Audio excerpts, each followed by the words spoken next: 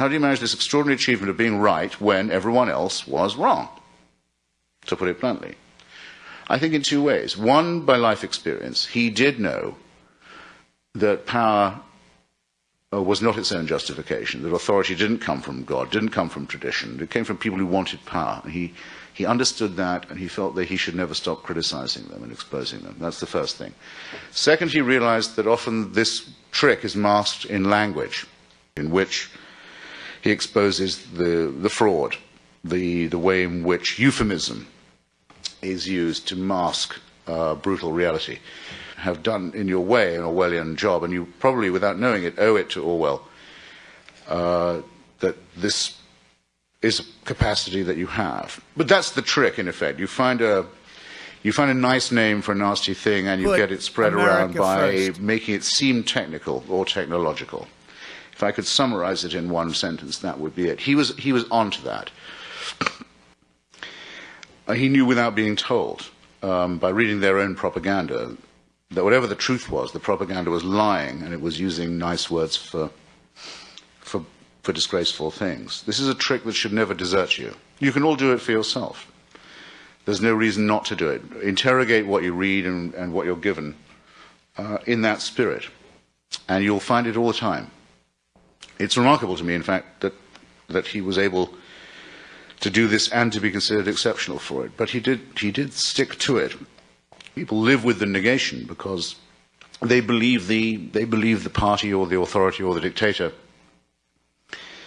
who claimed it in the first place. And they didn't have the nerve to doubt it, because if they were wrong, if they had themselves been fooled, then what would it make them? Power is only what you allow it to be. Very many people put up with political lying and political illusions and political propaganda because if they were to denounce it, they would have to admit that for many decades they had themselves been fooled, that they had been taken for granted, that they had allowed themselves, so to speak, to be deceived. The con man's work is always done for him by the victim. The victim doesn't want to go to the police and say, I've been conned. I was so stupid that I did this. They don't wish to admit it. So in a subtle and deadly way, the dictator can dirty enough people up to make them all complicit in his rule, can make them the tortured yet willing, masochistic, complicit element in his own sadistic mania. Now, what you can't necessarily do about power or about authority, you can do for yourselves and your fellow readers and fellow students and fellow citizens. You can resolve not to be a citizen like that. You can resolve not to do the work of power for it.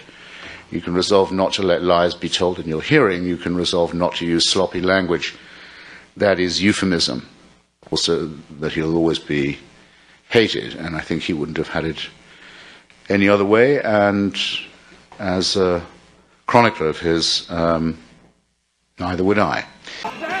Cheers, Patriots. Hold the line and continue to fight.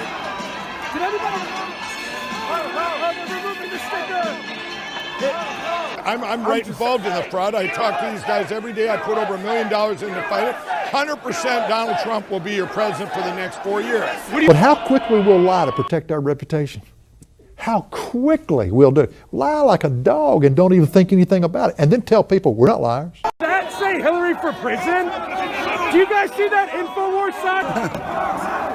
Did anybody? Oh, they're removing the sticker.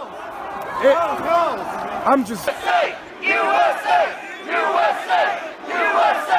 USA! USA! USA! It is an act of deep, abiding immorality to teach people that they are victims of systems they cannot see, especially when that is not true.